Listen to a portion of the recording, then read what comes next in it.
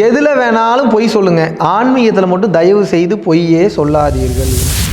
இது சின்ன விஷயமே கிடையாது. ஆன்மீகம், இந்த மெய்யியல் சார்ந்த இந்த திருச்சிற்றம்பல கல்வி என்பது அவ்வளோ விளையாட்டு காரியம் கிடையாது. நம்ம இருக்கிறது, போகிறது, வர்றது, சாப்பிட்றது, தூங்குறது, சம்பாதிக்கிறது பூரா எதுக்காக? இந்த உடலை பேணி பாதுகாத்தவுடன் அதற்கப்புறமாவது இறைவனை போய் அடையணும் அப்படின்ற எண்ணம் வருவதற்காக. அப்போ பொய் சொல்லி பிழைப்புக்காக நீங்கள் ஆன்மீகத்தை பயன்படுத்தும் போது சித்தர்களின் சாபத்தை பெறுவதற்கு ஆளாதீர்கள்.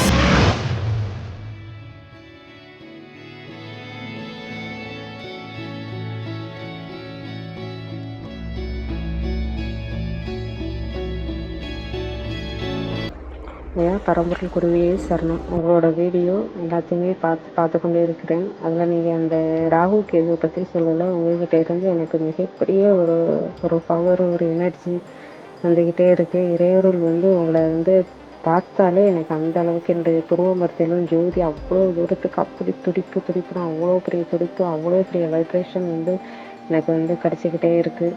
அது போக கண்டிப்பாக நான் உங்கள்கிட்ட வாசி வகுப்புல தான் நான் படிக்கணும் அப்படின்னு நினைக்கிறேன். நான் திருநெல்வேலி மாவட்டத்தில் இருக்கிறேன். உங்கள்கிட்ட நான் இது சிசி வாங்கணும் அப்படின்னு நினைக்கிறேன். ரொம்ப எப்படி சொல்ல, ஜோதியாக இருக்கையா அப்படியே எனக்கு நான் பவர் எல்லாமே நான் உணர்றேன். இதே சக்தியை நான் உணர்ந்துக்கிட்டே இருக்கிறேன். உங்களோட பவரை என்னால் உணர முடியுது, அணிவிக்க முடியுது. சந்தோஷத்தை என்னால் இது பண்ண முடியுது. கண்டிப்பாக நான் இறையொருளாக கண்டிப்பாக நான் பெறுவேன். குருவே சரணம். அனைவருக்கும் வணக்கம். எதில் வேணாலும் பொய் சொல்லுங்கள், ஆன்மீகத்தில் மட்டும் தயவு செய்து பொய்யே சொல்லாதீர்கள். அதுவும் குறிப்பாக பொழப்புக்காக பொய் சொல்லிட்டீங்கன்னா அதனுடைய அடி என்பது வேற மாதிரி விழும். அதில் மாற்று கருத்தே கிடையாது. ரொம்ப கஷ்டப்படுவீங்க, ரொம்ப கவலைப்படுவீங்க. இந்த ஜென்மத்திலே அதுக்குண்டான வழி தெரியும், அடுத்த ஜென்மத்திலும் அதற்குண்டான வழி என்பது தெரியும்.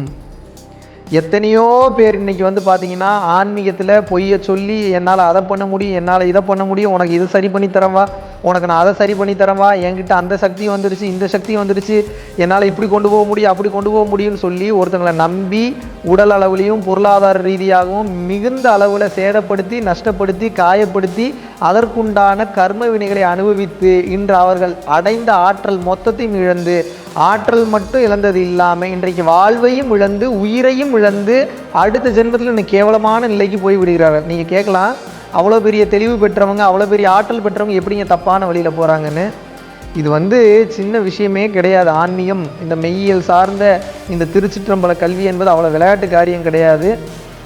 இந்த பூமியில் செயல்படும் வரை, இந்த பூமியில் இருக்கும் வரை மாயா சக்தி என்பது அப்பேற்பட்ட வகையில் செயல்படும். எந்த கேப்புடா கிடைக்கும், எதிரடா கோர்த்து விடலாம், எதிரடா கொண்டு போய் சிக்க வைக்கலான்ற தன்மையிலே இருக்கும்.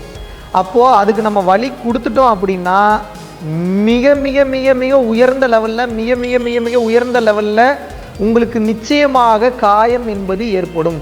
காயம் என்பது என்ன உடல் அளவில் மட்டும் இல்லை, மன அளவுலையும் சரி, ஆத்ம ரீதியாகவும் சரி. அப்போ பொய் சொல்லி பிழைப்புக்காக நீங்கள் ஆன்மீகத்தை பயன்படுத்தும் போது சித்தர்களின் சாபத்தை பெறுவதற்கு ஆளாவீர்கள்.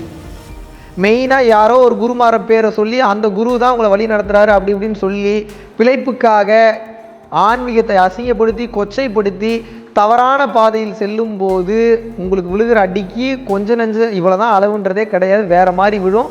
ஸோ உங்களது உடல் அளவிலும் மன அளவிலும் ஆத்ம ரீதியாகவும் மிகப்பெரிய காயங்களையும் வலியையும் அது ஏற்படுத்தும். அப்படி இருக்கும்போது கைகால் விளங்காமல் போகிறதுக்கு வாய்ப்பு இருக்குது, பேச்சு வராமல் போகிறதுக்கு வாய்ப்பு இருக்குது, இன்னும் உயர்ந்த சேதங்களை நீங்கள் அனுபவிப்பீர்கள். ஸோ எதில் வேணாலும் பொய் சொல்லுங்கள். அதுவும் நல்ல விஷயத்துக்காக பொய் சொல்லுங்கள். பொய் சொல்கிறதே தப்பு தான். நல்ல விஷயங்களுக்காக ஏதோ 1-2 இடத்துல பொய் சொல்கிறது தவறு கிடையாது. ஆனால் எந்த சூழ்நிலையிலும் ஆன்மீகத்தில் சுய லாபத்திற்காக, சுயநலத்திற்காக பொய் சொல்பவனுக்கு மன்னிப்பு என்பதே கிடையாது. ஏனென்றால் இந்த மொத்த உலகமும் படைக்கப்பட்டிருப்பது இறைத்தன்மையை அடைவதற்காக. நம்ம இருக்கிறது, போகிறது, வர்றது, சாப்பிட்றது, தூங்குறது, சம்பாதிக்கிறது பூரா எதுக்காக? இந்த உடலை பேணி பாதுகாத்தவுடன் அதற்கப்புறமாவது இறைவனை போய் அடையணும் அப்படின்ற எண்ணம் வருவதற்காக. ஆனால் அப்பேற்பட்ட ஒரு பாதையிலேயே தப்பான பாதையை காமிச்சு, தப்பான விஷயங்களை உபதேசித்து தப்பாக கொண்டு போயிட்டோம்னா அதில் விழுகக்கூடிய அடிக்கு அளவு என்பதே இருக்காது, மிக உயர்ந்த அடியாக விழுகும். அதை மட்டும் மெயினாக மைண்டில் வச்சுக்கோங்க. ஆன்மீகத்தில் மன்னிப்பு என்பதே கிடையாது. பொய் சொல்லாதீர்கள். எந்த சூழ்நிலையிலும் தவறான பாதையில் மக்களை கொண்டு செல்ல முயலாதீர்கள். நன்றி, வணக்கம்.